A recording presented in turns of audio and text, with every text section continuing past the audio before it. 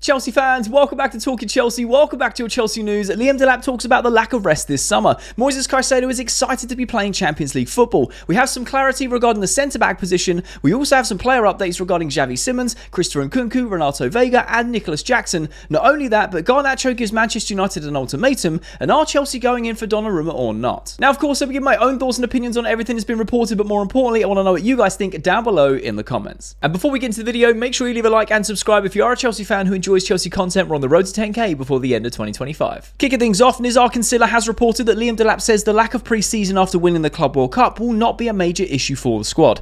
Now, to be honest, we were all thinking this.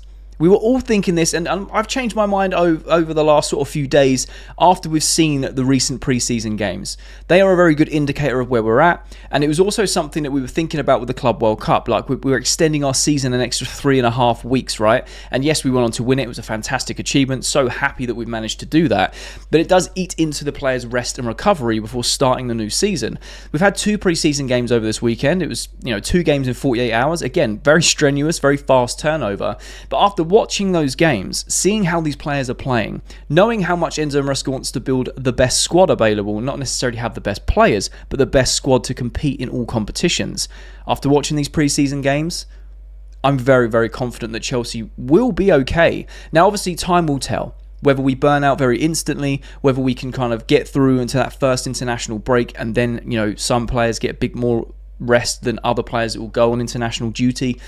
Who knows? Only time will tell. But I feel very confident purely on the basis that with these 2 pre-season games, one thing I noticed that is a lot of people have noticed as well is when substitutes were made, like for like substitutes. Yes, it was a pre-season game. You can't read into it too much, but you can take positives away from it. They were like for like, and the performance didn't dip. The intensity didn't dip. The way that the team functioned didn't dip. Whereas last season, when we did make these substitutes, there was a significant dip in intensity and form and the way that we were performing. We were finding, it gets to like 65 minutes onwards and Chelsea just drop because they couldn't keep up that level of intensity. It looks very, very different now. I know it's only 2 pre-season games, but we also saw it in the Club World Cup. The intensity of the press and willing to win the ball back, the way that the fluidity in attack going forward and trying to create chances and finally finishing them off with the likes of João Pedro and Delap coming in. I honestly feel confident that we should be okay. Like I said, time will tell. But it is a promising sign after watching these pre-season games of how Chelsea can deal with this because of the squad rotation and how well Maresca does rotate everyone within that squad to share minutes. And now we're at an equal quality level across the board. Yes, we have the centre-back issue to kind of deal with. We're going to speak about that later in the video.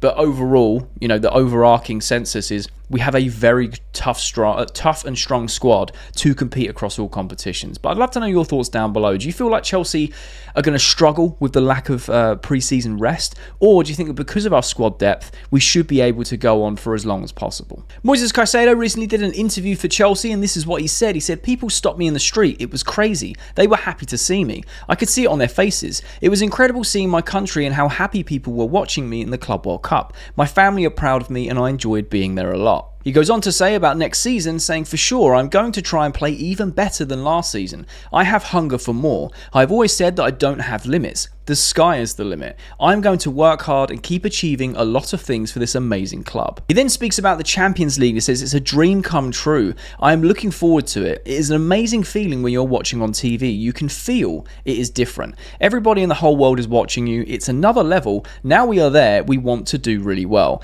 I absolutely love this from Moises Caicedo. I know that he has a huge price tag, which no one seems to speak about anymore, and rightly so, because this guy's one of the best players in the world currently. This guy's been Mr. Consistent for, 18 months, nearly 2 years now. He's, in my opinion, the best DM in the world. I know Rodri's been injured, he's coming back, looks like he's been rushed back a little bit, but even regarding that, he gives Rodri a run for his money. He really does. I think Moises Caicedo is the best DM in the world.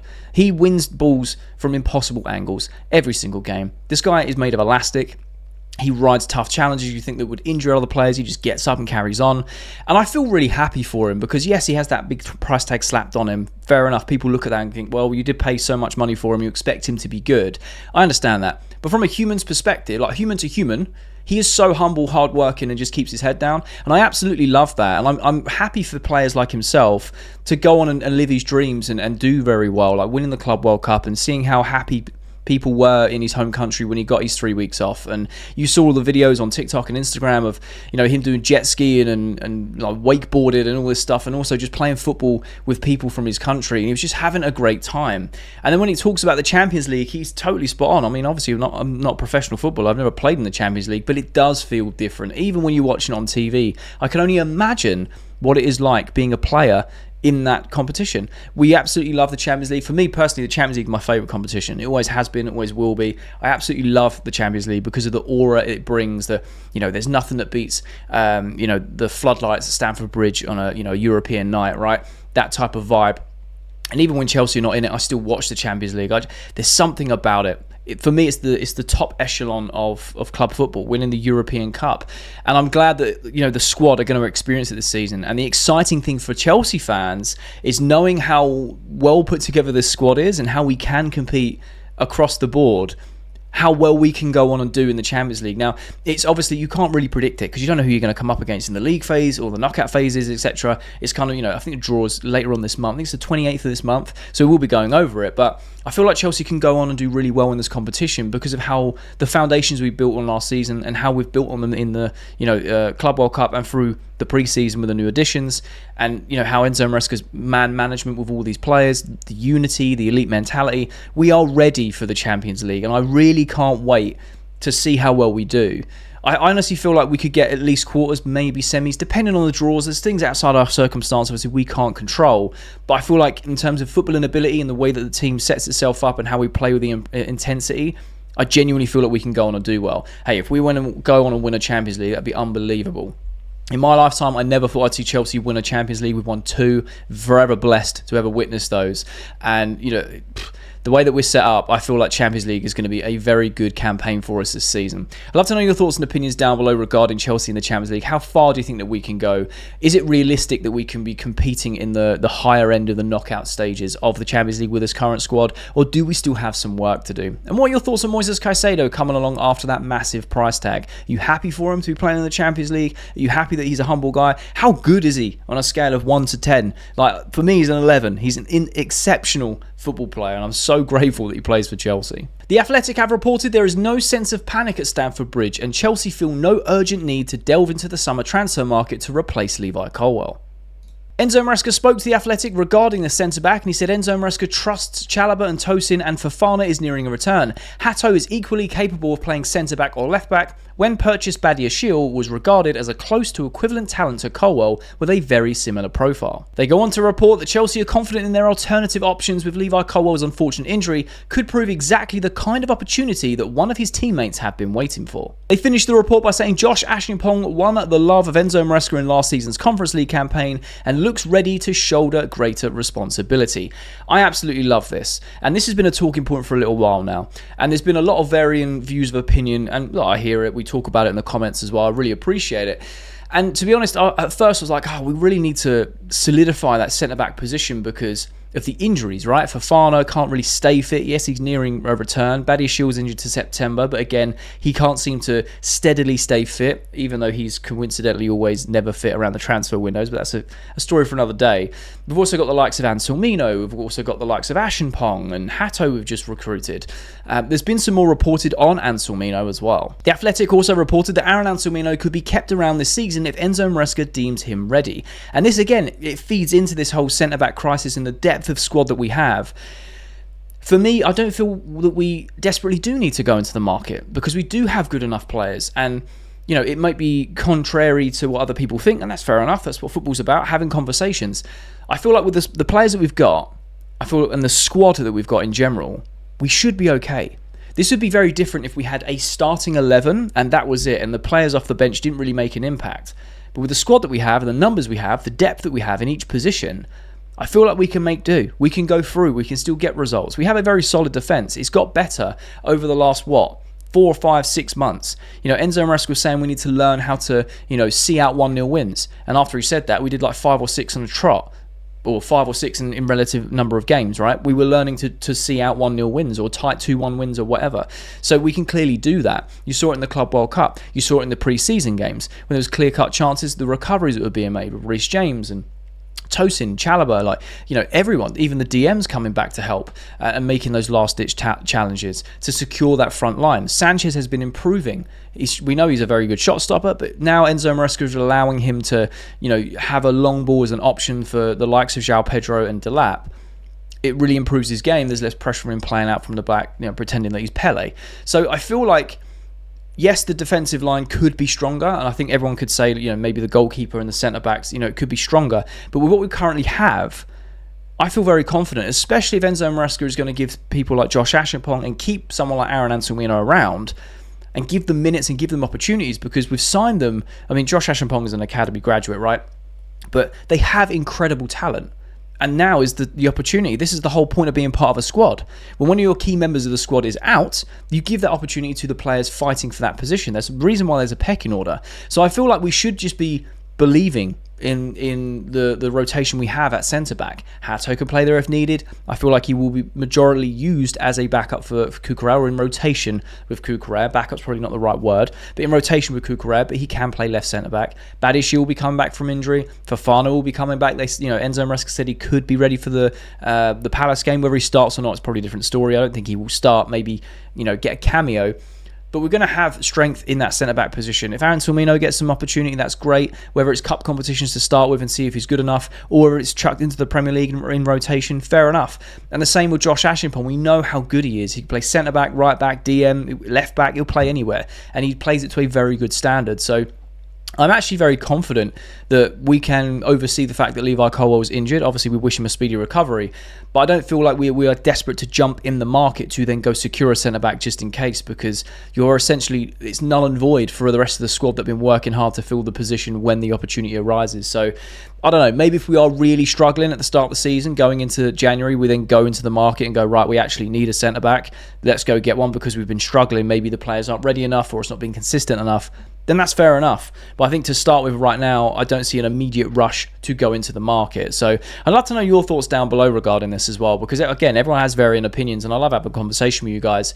Do you still think that we need to go get a centre-back, or do you feel confident with the squad that we've got and use what we have to actually fill that hole and give these guys a chance to really step up this season? Defensa Central have reported that Chelsea have lodged a £43 million offer for Liverpool centre-back Konate. Now, I just wanted to chuck this in there, okay? This is fake news as far as I'm concerned. I've never heard of Defensa Central personally. Whether they're credible or not, I don't know. But going off the back of what we just spoke about in terms of Enzo Maresca trusting the squad, this just come out of nowhere. There's been no official reports of an official bid, nothing like that, but this has been floating around and people have been asking me my opinions on it. Konate is a very good centre-back. I don't see Chelsea going to spend £43 million on him, and this just came out. So I wanted to kind of add this into the centre-back part because, again, it kind of goes against what we've just spoke about, where Enzo Maresca is like, we have depth in the squad, we have players that are more than capable to step up, they work hard. It makes no sense. It's such a left field. Why would Konate leave the Premier League champions to come to Chelsea? I believe he's under contract renewal sort of negotiations. Maybe he won't renew that contract. Fair enough. I mean, yeah, Chelsea is an appealing team to come to with a project and how we're kicking on for sure.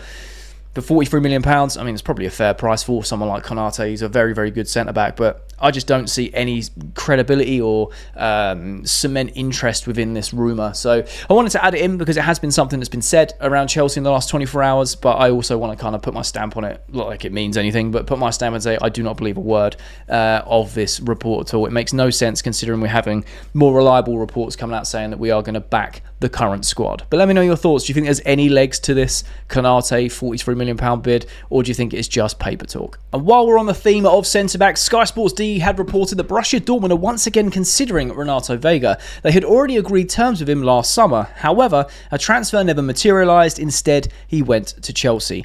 The Renato Veiga case, I say case like he committed a crime, he hasn't, but the saga, the transfer saga, is very interesting to me because there was a lot of clubs interested in Renato Veiga. Obviously, he came to Chelsea last year for a very cheap fee. We're now looking to flip him for profit. It is what it is. Obviously, going based on what I just said earlier in the video about trusting the squad, we've reported before that Veiga is still up for sale. Chelsea have not removed that sort of acquisition. They're like, no, he's going to be sold. I don't know what's gone on behind the scenes to burn the bridges that much that they're not willing to go, actually, there's a position at centre-back. Do you want to have a good run-out centre-back, or at least fighting for the team? Renato Veiga just wants to go. Fair enough. It is what it is. Borussia Dortmund, man, they won't even front up the money for Carney Chukwuemeka. So I don't think that do you know what they'll probably do? A try before you buy. A loan with an obligation to buy. That's probably what they'll try with Chelsea. Chelsea just want their money ran to them. Run us the money for Veiga, get him off the books, and we can move on from this chapter, because we seem to be offering him to more and more clubs. He nearly went to Atletico for 40 million euros, I believe. And that would have been fantastic on the books. But again, Atletico pivoted, went for another player, got that over the line, and it was cheaper. Dortmund are now interested. They agreed terms with him last summer. That's very interesting. I didn't know that they already agreed terms with him last summer, but obviously didn't get over the line. And last summer, we purchased him for around 14 million euros. So they would have got him for, probably around the same sort of price, probably even going lower than that to try and save on some pennies.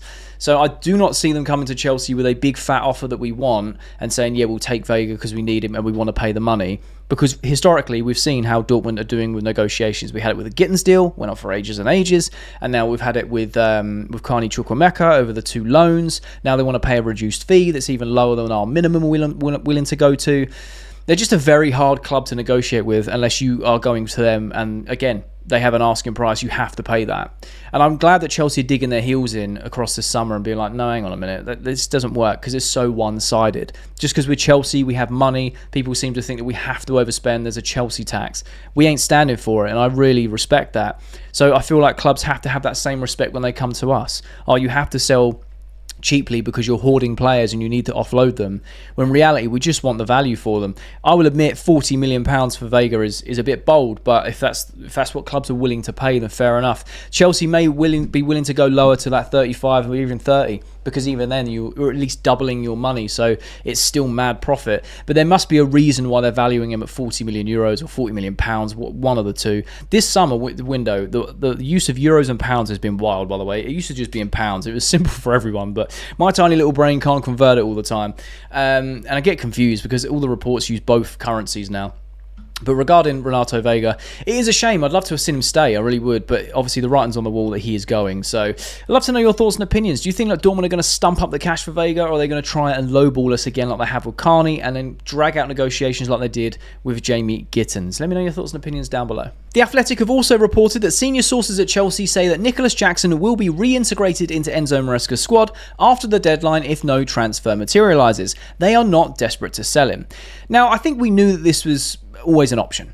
All right, Chelsea have always said, I've said this many times, we're in a very good position because we're not trying to offload him. We're just saying, hey, the price is right, we'll take it. We're not trying to push him out. The difference is Nicolas Jackson now favours a move and now wants that move to Newcastle because he wants to feel special. Again, you can read between the lines there, whether it's paper talk, whether it's not. It's reliable sources like Fabrizio that are saying that, so it is what it is. At the same time, we know the transfer cycle, we know the rumour mill, it always goes round. I think it'd be very difficult for Jackson to be reintegrated in terms of the way that he was, in the Club World Cup and, the back end of Premier League season. Now we have the likes of João Pedro and Delap. Not because of a skill level, not because of a form issue, but because of the transfer rumour mill. I don't know what the squad thinks of him. I don't want to put words in anyone's mouth because it's behind the scenes and they're human beings and, they're going to have friends within different squads, right? They have friends within different teams. It's just life, right? So, but from the outsider looking in, knowing all this heavy transfer talk of, he's going to go Newcastle if Isak gets sold to Liverpool. There's been a report on that, Isak is demanding to go to Liverpool. Liverpool are waiting to put that second bid in. Again, we're not going to talk about that in this video. We are a Chelsea channel, but we are basically at the mercy of Newcastle. Depending on what they do is depending on what we're going to try and do with Nicolas Jackson.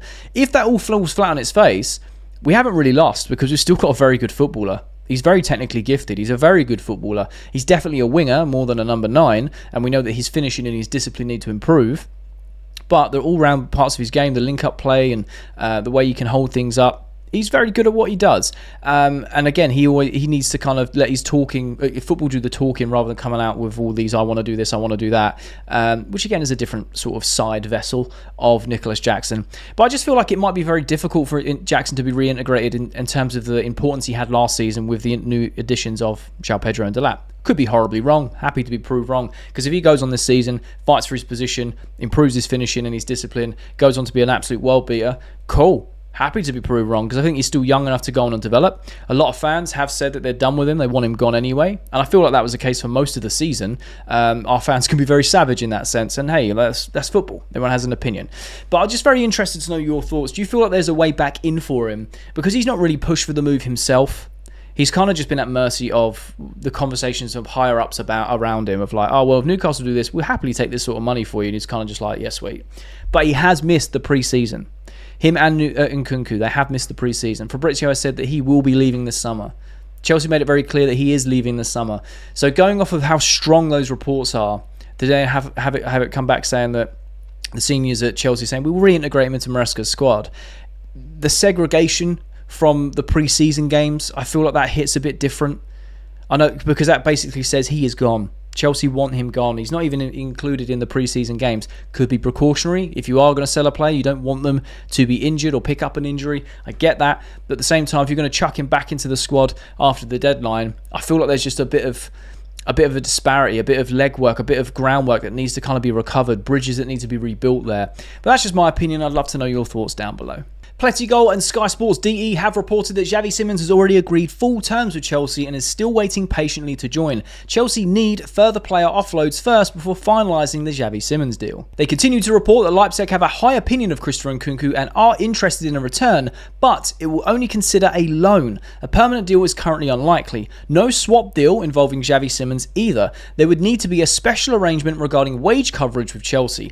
Now, I'm not going to dwell on this for too long. We've been speaking about Xavi Simons and Nkunku for a long time on this channel, last back-to-back videos, and I get it. People are exhausted from it. I am too, but I like to kind of just talk about current affairs, and things are slightly changing, right? So I'm not going to spend too long on it, but I find it very interesting that, again, Leipzig don't want a permanent deal with Nkunku. They'd happily take a loan. They don't want a swap deal. Cool. We now have it in black and white. They don't want a swap deal, but they're taking Nkunku on loan. Fantastic. We would have to pay the wages. Normally, that's how it goes on a loan. Sometimes there's like a percentage split between the clubs. Sometimes the other club will pay the wages. You know, loans are very complex in that sense. The same with like what we had with Sterling and Arsenal, Jadon Sancho to United. We kind of compensated some of the wages to reduce it for both clubs or whatever. And then, a loan fee here or there. Usually it's one or the other, but sometimes it can be all of them. It's good to know. Xavi Simons, again, we know that he's agreed personal terms. He wants Chelsea. There were reports yesterday that, City were trying to enter the race. They were interested, curious of what it would take. And then reports saying that they're actually going after Savinho selling Savinho, or they're going after Rodrigo. It's just been a bit of a mess this week, if we're being honest. But it's interesting that they want Nkunku on a loan rather than a permanent, and they want Chelsea on a special arrangement on his wages. They're heavy on his wages. They're saying we haven't got European football. We can't afford to pay his wages. 195 grand a week, 11.5 million euros a year. I understand that. It's fair enough. So I feel like if Nkunku was to leave, Chelsea want a permanent. They want a permanent for Jackson, permanent for Nkunku. They made it evidently clear. We want Xavi Simons. I'm not going to go on about this too long, but essentially we are waiting for the final number that Chelsea can put forward. So whether it happens or not, at this point, it is what it is. I do see it happening, but I feel like they're just dragging this out for as long as they can to get it to as close to the end of the window. It makes no sense to me. I would just pay the money that they're asking at this point if we really do want the player, or just walk away. But in terms of Nkunku, they had this with Carney as well. They were like, oh, maybe, but then maybe not. And now with Nkunku, they're like, oh, loan, but not permanent. So I don't really know what's going on. I just wanted to kind of put it to you guys. Like I said, react to it, get your opinions down below. I think a swap deal would have made perfect sense for both parties if they were all happy to do so. And Nkunku was happy for a return, but he did want to play Champions League football. But obviously, RB Leipzig are like, nah, we'll take him on a loan, not a permanent, which kind of messes up the whole swap deal. And they've been very clear they don't want a swap deal. That's fine. It is what it is. But I'd like to know your thoughts and opinions down below. Do Chelsea get this deal over the line, or do we fumble it and just let it go? Now, this is where it gets interesting. Fabrice Hawkins has reported that Chelsea and Manchester United have inquired about Donnarumma in recent hours. No concrete offers so far. Fabrizio Romano then reported, at the moment, Chelsea insist on their position that they are not looking for a goalkeeper, but Donnarumma will be an opportunity now. He then goes on to say, I'm told Chelsea are not actively in talks to sign Donnarumma. Sorry, no talks, no negotiations. Chelsea are not working on this one, so forget about Donnarumma. Now, I find this very confusing. Very confusing. There's also reports that Donnarumma is available for around 26 million. And, people are like, oh, why not? He's 26 million. United, Chelsea have talks, get the deal done, replace Sanchez. He could be number 2, sell Jorgensen. There's people going crazy over this. And fair enough, I get it. Donnarumma's a fantastic keeper, an incredible shot stopper. But at the same time, we've had these rumours from the start of not the start, but near the start of the window. Chelsea were having talks. He wanted to come to Chelsea. It looked like it was a tactic to try and boost up his credibility and his value in the market, so then he could renew his deal at PSG and get bigger wages, which he's already on astronomical wages.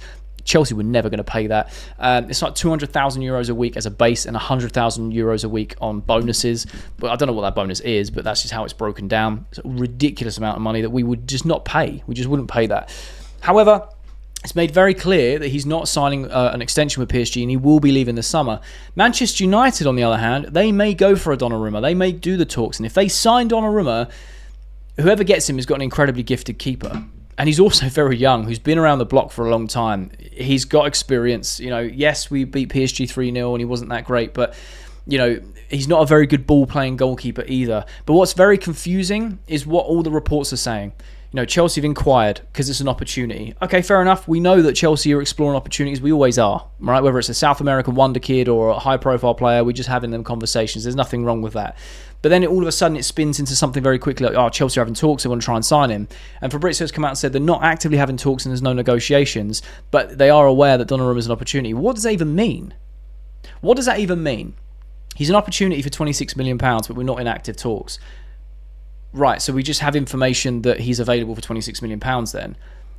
That's pretty much it. So, yeah, it's a very fast turnaround. This has been in the last sort of 12 hours of, Chelsea having talks and inquiring about it. And again, anyone can inquire about anyone. But there's no active talks. There's no active negotiations. So I don't think that we will be going for Donnarumma. We're going to be backing Sanchez. And do you know one thing I will say on Sanchez? Yes, he's improved. Yes, my stance is changing on Sanchez. I'll openly say that. I did not like him at the start of last season. And a lot of people didn't. But one thing I really like is the fans are starting to back him more and more. And it is really nice to see. Even when we played AC Milan, they had a chant against Mike Maignan for Robert Sanchez. And it's that sort of thing that I absolutely like. And maybe Sanchez is a confidence player. Now he's got a bit more backing from the fans and he's been performing well. He's let his football do the talking. People can see the understanding as, okay, we're going to back him for another season. So bringing in Donnarumma, I think, just shakes up that whole dynamic of Jorgensen, Sanchez, and then having Donnarumma. What happens? You offload Jorgensen, you have all three competing for that number one spot. I just think it could get messy unless you're going to have a clear cut, one goes, one comes in. But at the same time, Chelsea made it very clear that they're not going to be buying a keeper this summer. So I'm just very confused about these talks. Are we? Aren't we? Apparently not, but we're kind of monitoring the opportunity. We're aware it's an opportunity. We're monitoring the situation. So I don't know. If Chelsea go and sign him, potentially we sign him to then play him to flip him later. I don't really know what the idea would be, but I just wanted to react to it and get your guys' opinions down below. Should Chelsea go in for Donnarumma? Should Chelsea back Robert Sanchez? Does this make sense to you in terms of, it's an opportunity, we're aware of it, we're inquiring, but we're not actively looking to get a goalkeeper? Because it blows my mind. And a bit that you guys probably won't like, but Fabrizio Romano has reported that Alejandro Garnacho is getting closer and closer to joining Chelsea. Clubs are now actively in talks to reach an agreement. Chelsea are now accelerating and want to get it done, entering final stages of this story. Other clubs, no chance. Garnacho wants Chelsea and has agreed all terms on his contract. He goes on to say that Chelsea can't wait to welcome Alejandro Garnacho to the football club, and he finishes by saying Garnacho's message to Manchester United is Chelsea or I stay here and don't play football for 6 to 12 months. Fabrizio Romano also reported that Chelsea offered Manchester United the chance to include some players as part of the negotiations for Alejandro Garnacho. Jackson and Nkunku were discussed, as well as Axel Disasi and Renato Veiga. United said they want money to reinvest in different positions. There is a lot to break down here. Now, I know how you guys feel about Alejandro Garnacho, but the game's the game. That's what's been spoken about. I react to it, I give my thoughts and opinions, I ask for yours. We know how this works by now. It's very evident that Garnacho is going to be a Chelsea player. It's going to happen at the end of this week, more than likely. We are really pushing. We're accelerating things. We want the player. We can't wait to welcome him. All that sounds great. The fact that Chelsea are even trying to, not spend as much money, really reduce that asking price of originally £50 million and offload players like Jackson, Nkunku, Veiga and Disasi, I think it's a very good move. It's a good leverage tool. We're looking to offload these players. We want Garnacho. It makes sense, right?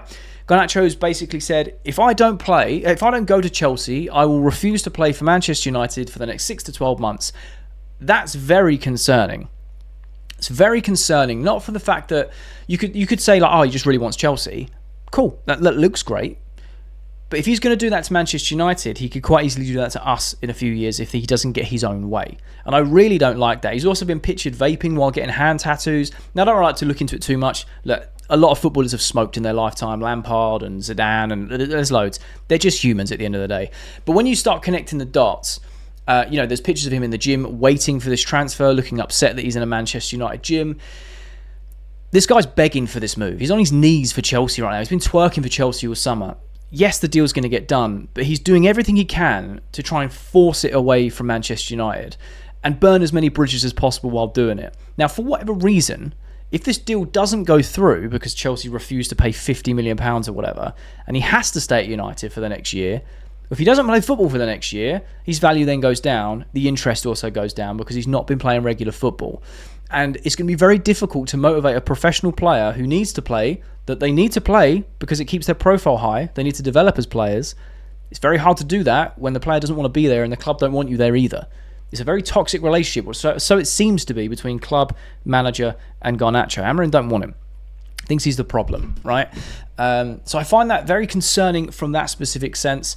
But also find it very interesting that Chelsea are like, oh, we can't wait to welcome Garnacho. We're trying to play this good guy aura of like, oh, we can't wait. We really want him. He's amazing. We don't want to pay £50 million. Do you want one of these 4 players as well to reduce the fee? And I like the fact that United were like, we actually just need to reinvest the money, so we'd rather cash. Like, no BS, straight to it. We just want the cash to reinvest. So I find it very interesting. Again, I know that this has been going on for a long while. I know you guys don't really like talking about Garnacho, and I get it. Some people are really happy for Garnacho. They want Garnacho to be part of the squad. And look, I always said this, as soon as they put on a Chelsea shirt, I will back them till they give me a reason not to, because that's what supporters do. We support the players at the club. We support the club. And you may have favourites, you may have players you dislike. I get that, right? We all do. But at the same time, if they are part of the club, we support them until they give us a reason not to, at least in my eyes anyway. The way that I see it as well with transfers is we don't control them. We don't control them at all. The club want to go buy a player, they're going to go buy a player. So, very interested to know your thoughts regarding Garnacho as a whole, because I don't like talking about personal life too much, because again, it's personal life and we only speak about the professional side of things. They're footballers, right? We're fans of the club and the football they play. But the whole, trying to force the move, telling United that if I don't get the move, I'm just not going to play. I don't know, I got a bad feeling about that. It looks good for Chelsea because I'm willing to not play to then go to this club because I really want the move. He wants Champions League football and to play for the world champions. Fair enough. A lot of players would want to do that if they're given the opportunity and given the chance. But I don't know, it's the way he's going about it. It just makes me feel a bit uneasy, because if he would do it for Chelsea, if he does it for United, he could definitely do the same thing for Chelsea if things don't go his way. However, Chelsea do have a very good track record of offloading players. So even if it is a case that Chelsea buy Garnacho to flip him later, cool. It is what it is. We now know the model. We know how it works. We know there's transfers in and out of Chelsea pretty much every window. Yes, it's calmed down. It's less chaotic. This summer window has been more on key signings and offloading loads of players we don't want. But I also feel like if Garnacho really wants to move, he has to come in, put his head down, work hard, and prove that he wasn't the problem and it was the environment he's in at United. So very curious to know your thoughts regarding Garnacho down below. And that's all of this Chelsea news. Let me know your thoughts and opinions on everything that's been reported down below in the comment section. I love having a conversation with you guys. And if you have watched this video all the way to the end, firstly, you're a real one. And I mean that. You're a real one. But secondly, there'll be a thumbnail appears on the screen. So if you are a Chelsea fan who enjoys Chelsea content, make sure you click that thumbnail because you'll enjoy that video too.